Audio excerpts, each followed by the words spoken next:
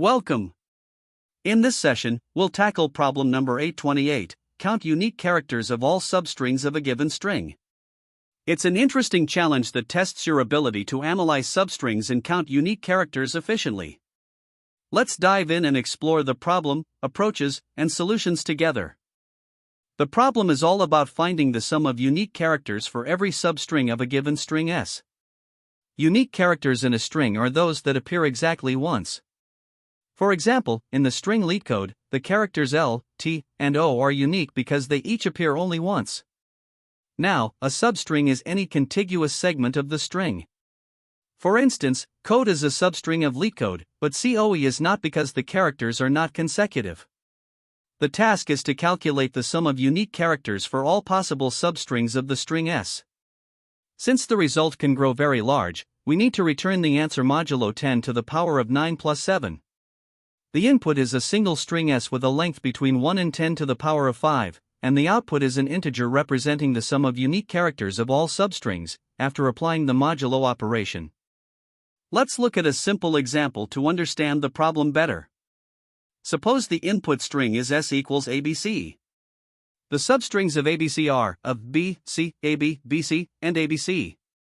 For the single character substrings of B and C, each has exactly one unique character, so they contribute one each to the total. For the two character substrings, AB and BC, both contain two unique characters each, so they contribute two each to the total. This is because A and B are distinct in AB, and similarly, B and C are distinct in BC. Finally, for the three character substring ABC, all three characters of B and C are unique, contributing 3 to the total. Adding these up, we get 1 plus 1 plus 1 plus 2 plus 2 plus 3 is equal to 10. This is the output for the input string ABC. Now, let's consider another example to further clarify the problem statement. If the input is S equals ABA, we again calculate the unique characters for each substring of ABA. For the string ABA, the substrings are of B, A, AB, BA, and ABA. For the single character substrings, the unique character counts are one each for A, B, and the second A. For the two character substrings, AB and BA, the unique characters are A and B, so each contributes 2. Finally, for the three character substring ABA, although it contains 3 characters, the unique ones are just A and B, so it contributes 2. Adding these, we get 1 plus 1 plus 1 plus 2 plus 2 plus 2 is equal to 8, which is the output. This demonstrates how repeated characters in substrings can affect the unique character count. To ensure your solution works correctly, there are some constraints and edge cases to keep in mind. First, the length of the string S can be as large as 10 to the power of 5, so the algorithm must be efficient, ideally not exceeding n squared time complexity. Next, when all characters in the string are the same, such as quad A, every substring will have only one unique character, regardless of its length. Additionally, for a single character string, the result is simply 1 since there's only one substring. Lastly, the result must always be returned modulo 10 to the power of 9 plus 7 to handle large outputs. Verifying these edge cases is key to ensuring your solution is robust. To start tackling this problem, let's consider the brute force approach. The intuition here is straightforward. We generate all possible substrings of the string S, calculate the unique characters for each substring, and then sum up the results. For each substring, we would count the frequency of every character and identify those that appear exactly once. However, while this approach is simple to understand, it is not efficient. Generating all substrings takes n squared, and counting unique characters for each substring adds another n, leading to an overall time complexity of n cubed. This means that for larger strings, particularly when the input size approaches the upper limit of 10,000, this solution will be far too slow to be practical. So, while the brute force method is a good starting point, we need a more efficient approach. This is where the optimized strategy comes into play. The key insight here is to avoid redundant computations by leveraging specific properties of the problem. Let's explore that next. The optimized algorithm builds on an important observation: the contribution of any character C to the final result depends on its position in the string and the substrings in which it is unique. To calculate this efficiently, we track each character's previous and next occurrences in the string. Specifically, we use two arrays, previous and next. The previous I array stores the most recent index of the same character before position I, while the next I array stores the next index of the same character after position I. Using these arrays, we can compute each character's contribution directly. For a character at index I, its contribution is calculated as I previous I asterisk next I. This formula essentially gives us the number of substrings where the character is unique. By summing up the contributions of all characters, we arrive at the final result. The time complexity of this approach is O(n), as determining the previous and next arrays and computing contributions both take linear time. This efficiency makes the optimized algorithm far superior to the brute force method. When comparing the two approaches, it's clear that the brute force method, while simple to implement, is not computationally viable for large strings due to its O(n)³ time complexity. On the other hand, the optimized approach, with its O(n) complexity, is highly efficient and well suited for handling large inputs. However, the optimized method does require some additional memory to store the previous and next arrays.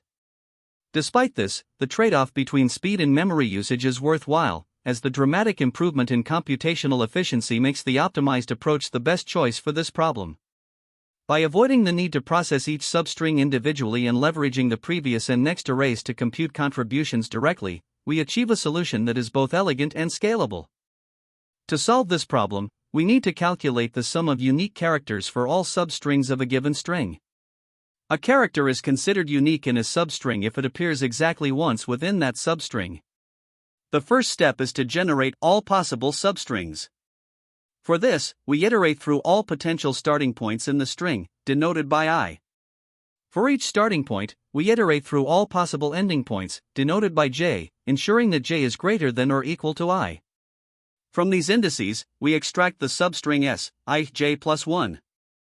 For a string of length n, this process generates O(n)² substrings. The next step involves computing the frequency of each character in each substring. By initializing a frequency counter, we can traverse each substring, updating the frequency count for every character present. This provides the data needed to identify unique characters in the following step. Once we have the frequency counts for a substring, the next task is to identify the characters that occur exactly once. This can be achieved by iterating through the frequency data structure, counting all characters with a frequency of 1. For each substring, we then add this count of unique characters to the total sum.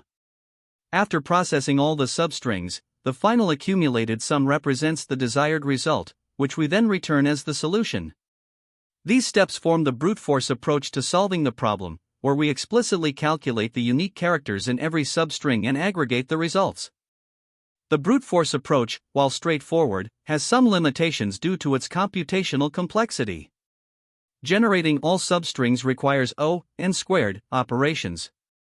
Additionally, computing the frequency of characters in each substring can take up to O(m) time, where m is the length of the substring. This leads to a worst-case time complexity of O(n)³ for the entire solution. To optimize this, we can explore techniques such as sliding windows, which allow us to adjust the substring dynamically without recomputing the frequency counts from scratch. Efficient data structures, such as hash maps, can also be used to track character counts and unique character counts in real time as the window expands or contracts. These optimizations can significantly reduce the computational overhead and improve the efficiency of the algorithm. To implement these optimizations, we can leverage several key data structures. First, a frequency counter, such as a dictionary or an array, is essential for storing the frequency of characters in the substring being analyzed. Arrays work well for fixed character sets like lowercase English letters, while dictionaries are more versatile for general cases. A sliding window mechanism can then be used to dynamically adjust the range of the substring while maintaining the frequency count. Finally, an accumulator variable is used to store the running total of unique characters across all substrings.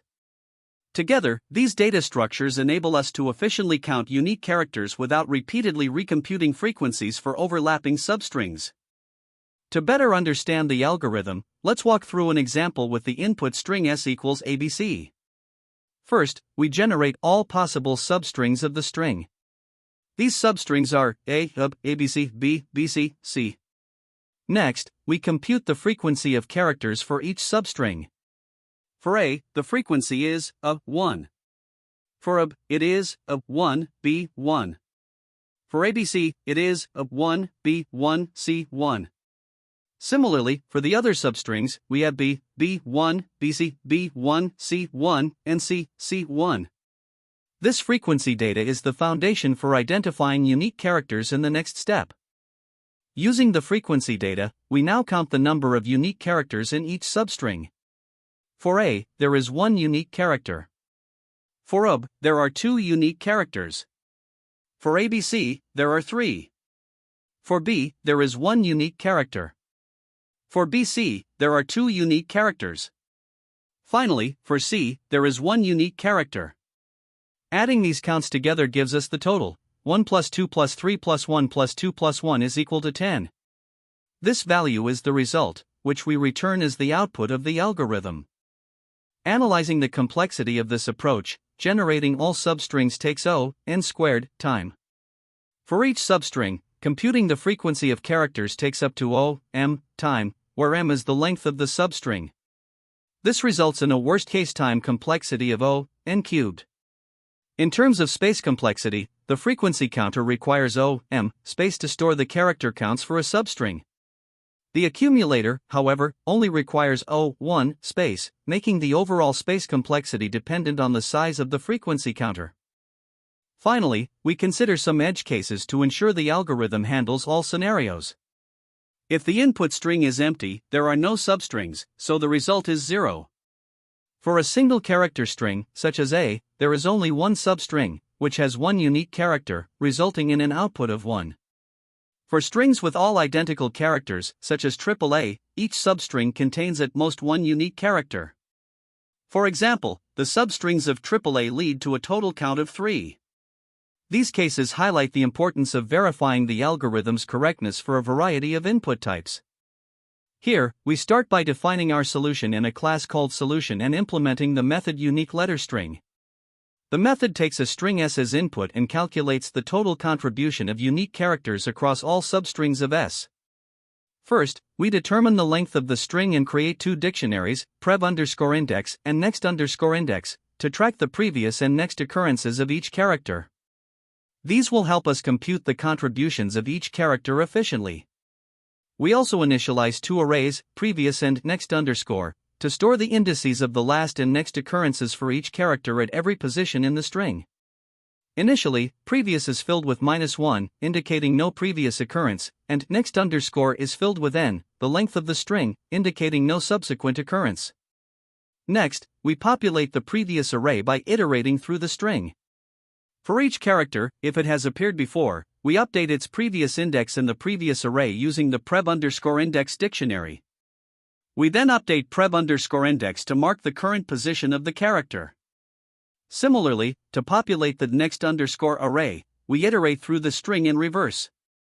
For each character, if it has a recorded next occurrence in next_index, we update the next_ array. Then, we update next_index with the current position of the character. With these arrays prepared, we can now calculate the contribution of each character to the result. To calculate the contribution of each character, we iterate through the string, and for each index I, we determine the distances to the previous and next occurrences of the character. Specifically, we calculate left, which is the number of substrings ending at I that include the character as unique, and right, which is the number of substrings starting at I that include the character as unique. The total contribution of the character at index I is then the product of left and right, representing all substrings where this character contributes uniquely. We add this value to the result. Finally, after processing all indices, we return the result, which accumulates the total contribution of unique characters across all substrings of the string. Here, we begin implementing the solution in Java.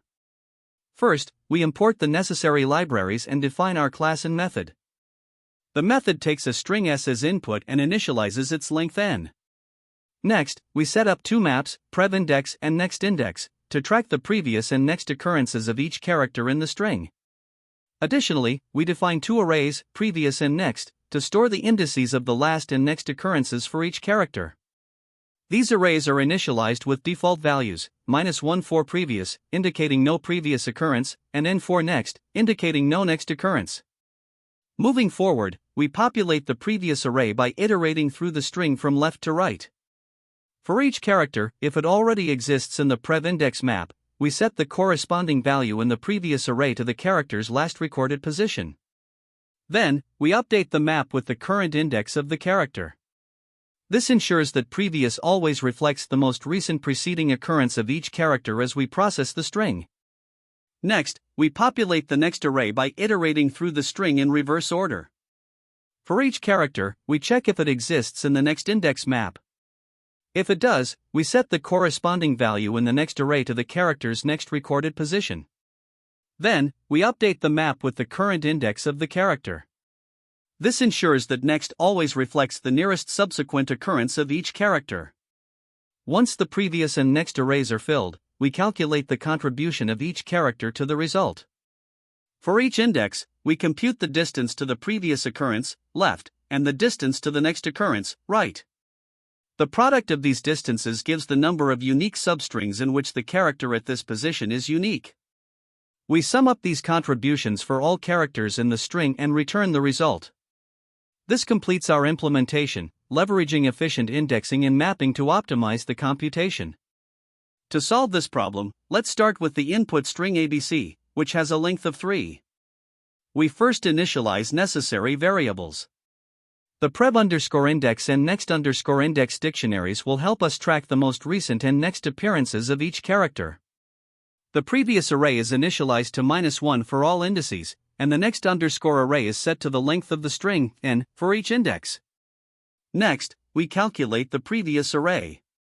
At index 0, the character is a, which hasn't been seen before, so previously, 0, remains -1. We update prev_index to record that it was last seen at index 0. At index 1, the character is b, which also hasn't been seen before, so previously, 1, remains -1, and we update prev_index to reflect that b was last seen at index 1. Finally, at index 2, the character is c, which is new as well, so previous, 2, remains -1, and prev_index is updated to record that c was last seen at index 2. Now, we compute the next underscore array by iterating backward through the string. At index 2, the character is c, which hasn't been recorded in next_index, so next_2 remains as 3, and we update next_index to record that c will next appear at index 2. At index 1, the character is b, which also hasn't been recorded, so next_1 remains 3, and next_index is updated for b.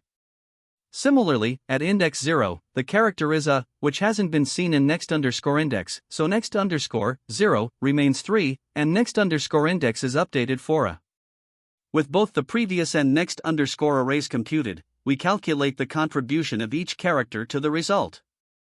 At index 0, the character a contributes 1 from the left and 3 from the right, giving a total contribution of 3. At index 1, the character b contributes 2 from the left and 2 from the right, adding 4. At index 2, the character c contributes 3 from the left and 1 from the right, adding another 3. Summing these contributions, the total result for the input ABC is 10. Now, let's work through a new example with the input string ABA. We again initialize the necessary variables. The string length is 3, and prev_index and next_index start as empty dictionaries. Both previous and next underscore arrays are initialized with -1 and 3, respectively. First, we compute the previous array. At index 0, the character is a, which hasn't been seen before, so previously, 0, remains -1, and we update prev_index to record that it was last seen at index 0. At index 1, the character is b, which is new, so previously, 1, remains -1, and prev_index is updated for b. At index 2, the character a has been seen before, most recently at index 0, so previous, 2, is updated to 0, and prev_index is updated to reflect that it was last seen at index 2. Next, we compute the next underscore array. At index 2, the character a hasn't been recorded in next_index, so next_2 remains 3, and next_index is updated for a. At index 1, the character b also hasn't been recorded, so next underscore 1 remains 3, and next underscore index is updated for b. At index 0, the character a has a next occurrence at index 2, so next underscore 0 is updated to 2, and next underscore index is updated for a. With the previous and next underscore arrays computed, we calculate the contributions for each character in ABA. At index 0, the character a contributes 1 from the left and 2 from the right, for a total contribution of 2. At index 1, the character b contributes 2 from the left and 2 from the right, adding 4. At index 2, the character a contributes 2 from the left and 1 from the right, adding another 2. Summing these contributions, the total result for the input ABA is 8. Now, for the input string ABAB, we start by initializing the variables. The string length is 4, and prev underscore index and next underscore index are empty. The previous array is initialized to -1 for all indices, and the next underscore array is set to 4 for each index. First, we compute the previous array. At index 0, the character a is new, so previous 0 remains -1, and prev underscore index is updated for a. At index 1, the character b is new, so previously 1 remains -1, and prev underscore index is updated for b. At index 2, the character a was last seen at index 0, so previous 2 is updated to 0, and prev underscore index is updated for a. At index 3, the character b was last seen at index 1, so previous 3 is updated to 1, and prev underscore index is updated for b. Next, we compute the next underscore array for the string ABAB. At index 3, the character b hasn't been recorded in next underscore index, so next underscore 3 remains 4, and next underscore index is updated for b. At index 2, the character a hasn't been recorded, so next underscore 2 remains 4, and next underscore index is updated for a. At index 1, the character b has a next occurrence at index 3, so next underscore 1 is updated to 3, and next underscore index is updated for b. At index 0, the character a has a next occurrence at index 2, so next underscore 0 is updated to 2, and next underscore index is updated for a. With both previous and next underscore arrays computed, we calculate the contributions. At index 0, the character a contributes 1 from the left and 2 from the right, for a total of 2. At index 1, the character b contributes 2 from the left and 2 from the right, adding 4. At index 2, the character a contributes 2 from the left and 2 from the right, adding another 4. At index 3, the character b contributes 2 from the left and 1 from the right, adding 2. Summing these, the total result for the input ABAB is 12. To analyze the time complexity of this algorithm, we break it down into its key steps. First, we initialize two arrays, previous and next underscore, each of size n, where n is the length of the string s. Since filling these arrays involves a single operation per element, this step has a time complexity of O(n).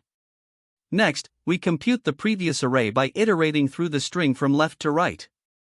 For each character, we perform a dictionary lookup and an assignment, both of which are constant time operations, O(1).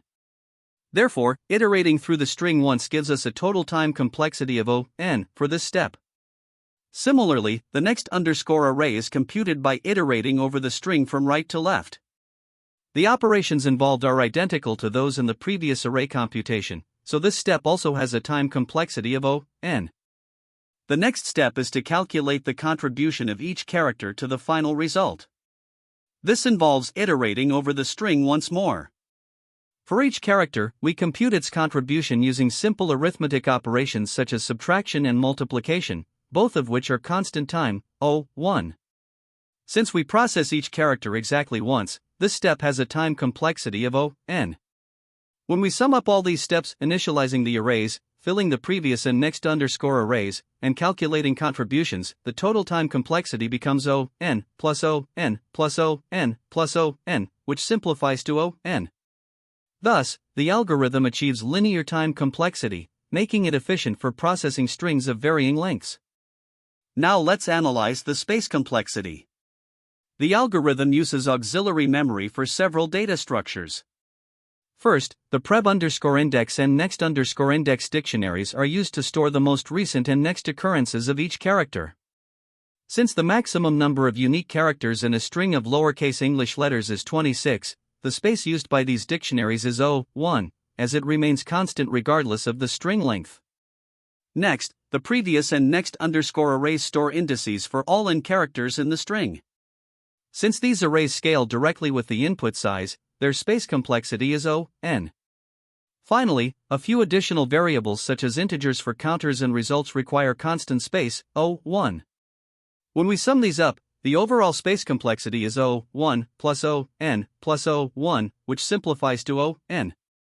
The space complexity of O(n) is primarily determined by the previous and next underscore arrays, as they dominate the auxiliary memory usage. To better understand the efficiency of this algorithm, we can compare it with a brute force approach.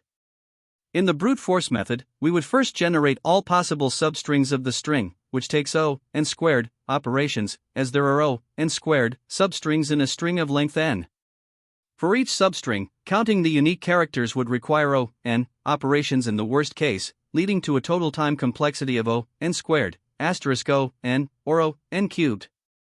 In contrast, the given algorithm avoids redundant substring generation and directly calculates contributions in O1 time for each character, reducing the overall complexity to O(n). This demonstrates a significant improvement over the brute force approach. Finally, let's examine the best, average, and worst-case scenarios for this algorithm. In the best case, where the string contains only one unique character, such as AAA, the algorithm still processes the string linearly, resulting in O(n) time complexity. In the average case, where the string has a mix of repeating and unique characters, the time complexity remains O(n), as each character's contribution is computed in constant time. Even in the worst case, where all characters in the string are unique, like ABCDF, the algorithm still processes the string in a single pass, maintaining O(n) time complexity. Mathematically, for each character, the algorithm performs a constant number of operations, including dictionary lookups and arithmetic calculations, all in O(1) time. Since these operations are executed exactly once per character, the total time complexity is proportional to n. This efficiency is consistent across all input sizes and contents, making the algorithm highly scalable. When tackling this problem, there are a few common pitfalls to watch out for. First, failing to optimize for large inputs can be a major issue. Using a brute force approach to generate all possible substrings leads to an O(n cubed) time complexity, which becomes impractical for strings of size 10,000 or more. Instead, you should analyze the constraints carefully and aim for more efficient algorithms. Another frequent mistake is neglecting edge cases. For example, how does your solution handle an empty string, a single character input, or strings with many repeated characters? Testing these scenarios ensures your implementation is robust. Additionally, the concept of unique characters is sometimes misunderstood. Some interpret this as characters that appear only once in the entire string, but the problem typically asks for distinct characters within each substring. Clarifying this distinction is crucial. Errors in sliding window implementations are also common, such as mishandling the window size or failing to update the frequency map correctly. Lastly, it's easy to overcomplicate the solution. While advanced data structures may seem appealing, they can often lead to unnecessary complexity. Aim for clear, concise, and readable code wherever possible. Now, let's think about how to approach this problem effectively in an interview setting. Recognizing patterns is key. Many substring or subarray problems can be optimized using techniques like sliding windows, prefix sums, or hash maps. Early identification of these patterns can save you time and effort. Interviewers also appreciate discussions around trade-offs, such as balancing time complexity against space usage. For instance, while a sliding window approach might require O(n) space for a hash map, it's far more efficient than a brute force alternative. Always confirm your assumptions with the interviewer as well. Ask questions like, does the string contain only lowercase letters? Are duplicates allowed? Is the input ASCII or Unicode? This clarifies expectations and reduces the risk of misunderstanding the problem. Lastly, walk through multiple test cases, especially edge cases, to validate your solution. Demonstrating your ability to test and debug thoroughly shows attention to detail and ensures your code is robust. You can also enhance your preparation by studying related problems, such as LeetCode 3, which focuses on the longest substring without repeating characters, or LeetCode 159, which deals with substrings with at most 2 distinct characters. These problems often share similar techniques and can provide additional insights. Finally, it's helpful to explore alternative approaches to solving substring problems. The sliding window technique is one of the most efficient methods, allowing you to maintain a dynamic window and a frequency map to achieve O(n) complexity in many scenarios. Another useful method is combining prefix sums with hashing, particularly when cumulative counts are involved. While this may require extra space, it can significantly simplify calculations over a range. For variations where you need to find the longest substring meeting specific conditions, binary search combined with a helper function can be a powerful optimization strategy. Advanced data structures, like tries or segment trees, are less common but can be invaluable for handling repetitive queries or dynamic updates in substring problems. To summarize, always start by considering edge cases and constraints. Techniques like sliding windows and hash maps often provide the optimal balance between time and space efficiency. Discussing trade-offs and clarifying assumptions will leave a strong impression during interviews, and drawing connections to similar problems demonstrates a deeper understanding of the topic. By mastering these approaches, you'll be well equipped to handle a wide range of substring challenges. Great job! We've reviewed the problem, explored solutions, and discussed key takeaways. Remember to keep practicing these concepts to improve your problem-solving skills. Thank you for watching, and don't forget to subscribe for more coding challenges. That's the end of this tutorial. I hope you found this explanation helpful for understanding the solution to this LeetCode problem. If you enjoyed this content, please consider subscribing to the channel for more coding tutorials and solutions. Feel free to leave a like if this video helped you, and don't hesitate to comment with any questions you might have. Thanks for watching, and happy coding!